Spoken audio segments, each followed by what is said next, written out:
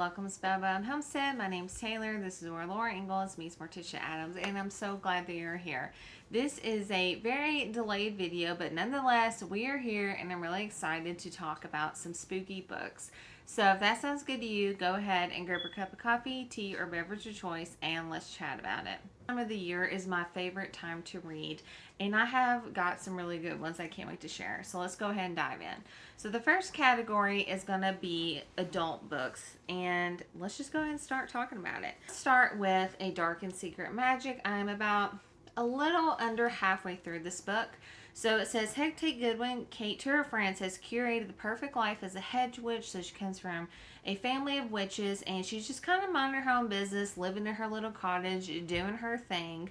Whenever her older sister reaches out and tells her that she needs to have everything ready for a big Halloween gathering for all of the witches that are going to come. And so it also falls on her birthday. And so all this is going on to make sure that, everything goes great for the party and that the coven is happy. Somebody shows up from her past at her front door asking for sanctuary because he practices forbidden magic.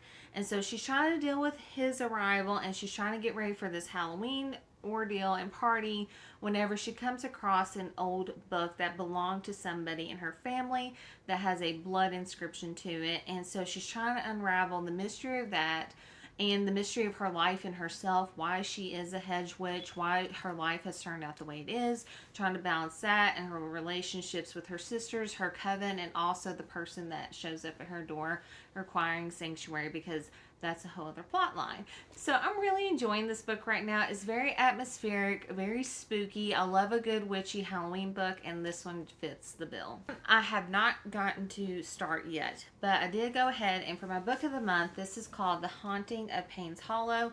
This was pitched as a Sleepy Hollow retelling, which is one of my favorite Halloween stories and legends and lore. So I'm really excited to give this one a try. It's very short. I'm hoping to squeeze it in before Halloween. I'm going to do my best. So it says, Samantha Payne's grandfather dies. She figures that she won't even get a piece of his will because she hasn't seen him in 14 years since her father took his own life after being accused of murdering a child at their lakefront cottage. His grandfather always insisted that her father was innocent, despite Sam, or Samantha, the main character, having caught him burying the child's body, his clothes streaked in blood.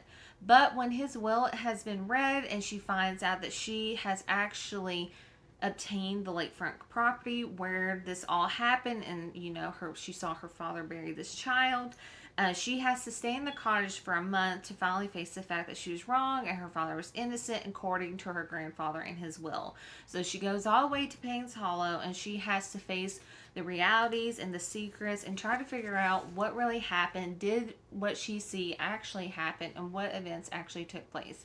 So this is really interesting and intriguing, and I can't wait to give you a full review once I actually start it and finish it. Let's move on to middle grade / children's Halloween books, which I think people totally sleep on, and we don't talk about them enough.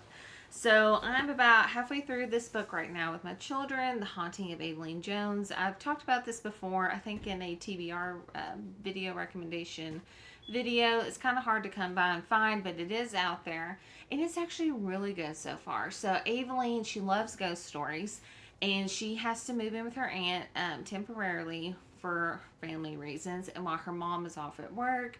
And so she gets to her aunt's house in like a coastal seaside town. She discovers a bookshop, and she goes and visits it, and she picks up a book there, like a ghost story book, because she enjoys reading them.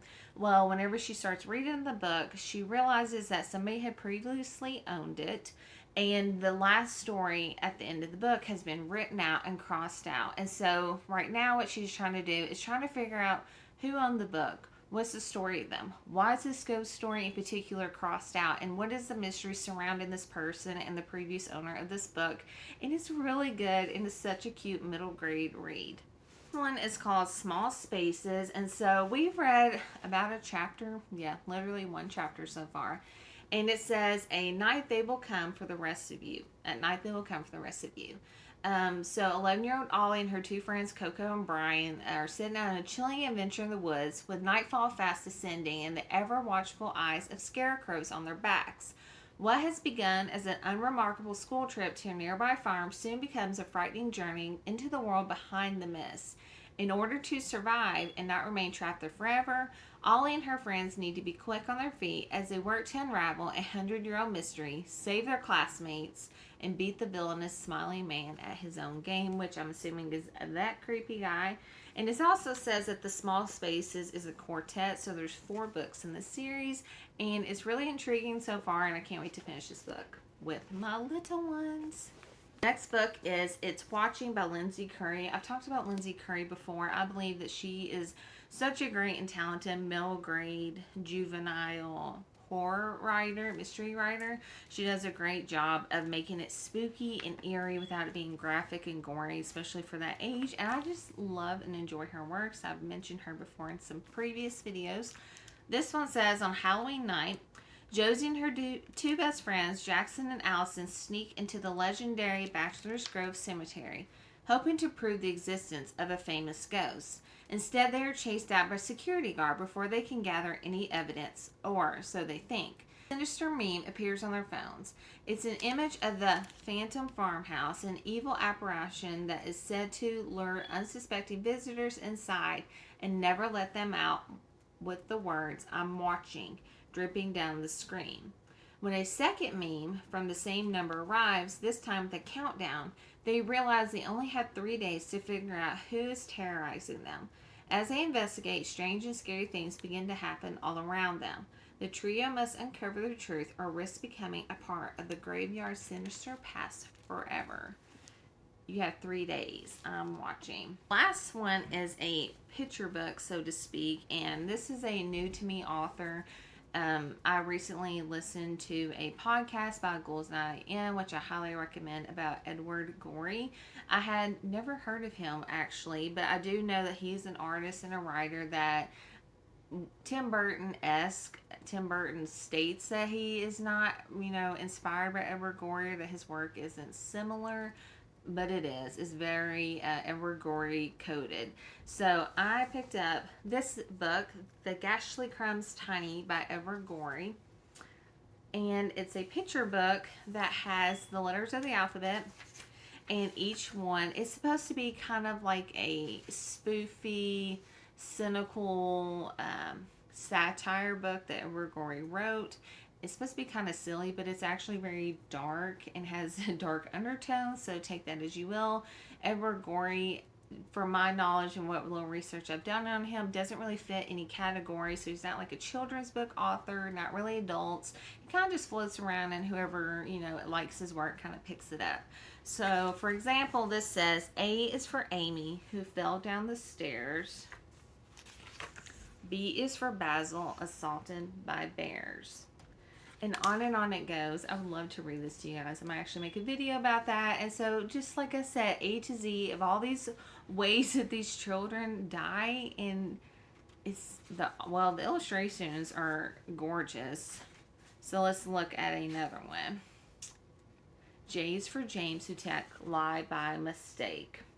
And on it goes. So a little, I don't even know the word. It's not really gory. It's just very dark.